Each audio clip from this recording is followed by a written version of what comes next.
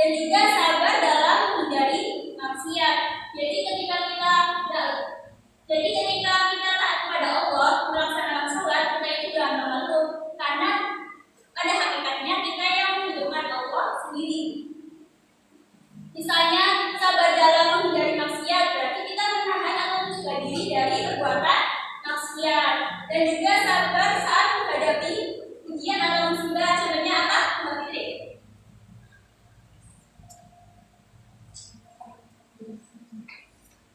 Contohnya, kalau kita sedang sakit, kita tidak mengeluh, cukup dinikmati saja, karena ketika kita sakit itu pada hakikatnya dosa kita sedang diampuni oleh Allah dan ditanggung oleh Allah.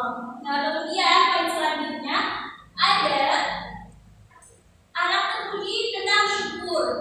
Syukur itu berasal dari kata syakara, yang artinya berterima kasih. Jadi kita itu berterima kasih kepada Allah Subhanahu wa Ta'ala atas karunia atau nikmat yang telah diberikan oleh Allah Subhanahu wa Ta'ala.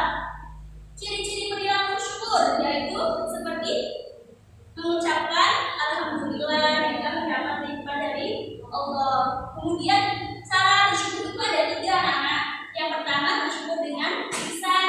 Kalau kita mendapat nikmat, kita mengucapkan alhamdulillah. Kemudian bersyukur dengan badan. Dengan kita melakukan perintahnya dan menjauhi larangannya. Dan kemudian ada bersyukur dengan hati, dengan kita menjaga diri atas kebesaran Allah Subhanahu wa Ta'ala. Kemudian poin selanjutnya ada qanaah.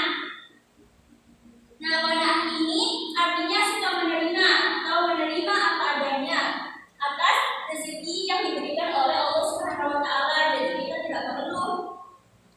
Kita tidak mengeluh atas rezeki yang diberikan kepada Allah.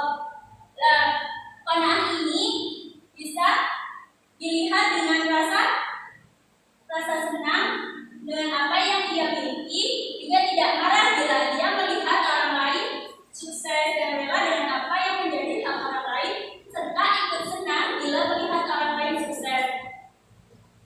Nah, sekian materi yang disampaikan. Apakah ada pertanyaan, anak-anak? Belum ada ya? Jadi kiranya kalian sudah paham ya?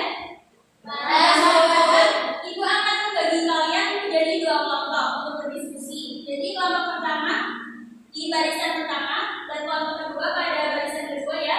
Ibu akan membagikan soal diskusinya.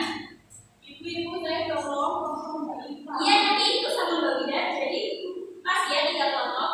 Ya. Jadi kalian itu mencari atau berdiskusi tentang dampak positif dari perilaku atau akhlak terpuji yang tadi Ibu sampaikan, seperti irian, tawakal, sabar, syukur, dan qanaah. Ibu beri waktu kalian untuk berdiskusi dengan media. Bagaimana, ada kesulitan? Ibu aja gimana? Ibu ada kesulitan?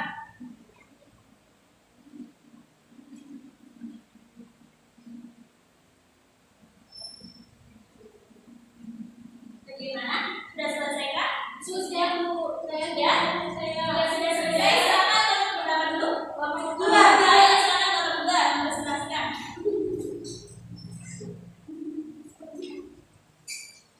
Ayo, maju semua kelompok kedua. Ya, kami di sini dari kelompok 2. Kami akan mempresentasikan hasil diskusi dari kelompok kami dengan soal apa saja dampak positif sabar, syukur, dan qanaah menurut pendapat kelompok Anda.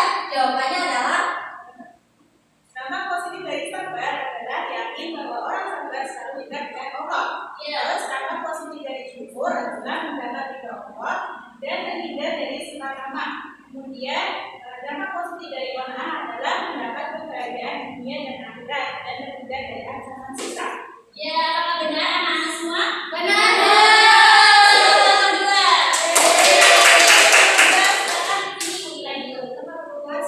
Ya, jadi dampaknya dari sifat sabar, syukur, dan qanaah itu kita tidak merasa tamak dan juga mendapat ridha Allah dari Allah Subhanahu wa Ta'ala, dan sesungguhnya orang yang sabar itu selalu dekat dengan Allah. Seperti di Al-Quran, innallaha ma'as sabirin. Kemudian untuk kelompok 1,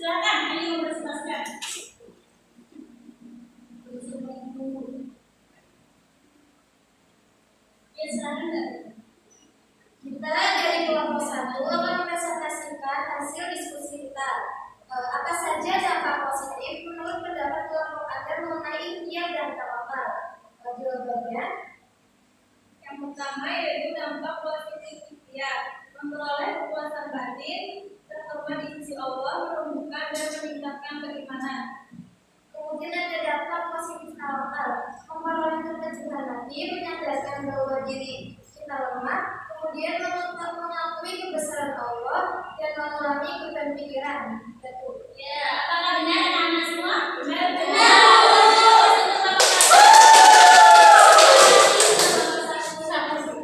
Ya, benar sekali kalau dampak ikhtiar dan tawakal itu diantaranya mendapat ridho dari Allah dan juga memperoleh kepuasan batin karena apa yang kita peroleh, apa yang kita cita-citakan itu dapat terwujud dengan usaha kita sendiri dengan kerja keras kita. Ya, apakah ada yang mau ditanyakan anak-anak? Tidak ada. Gak ada tugas ya? Jika tidak ada, akan ibu simpulkan terlebih dahulu. Jadi kesimpulannya, kalau kita sudah mengetahui tentang akhlak terpuji tersebut berupa ikhtiar,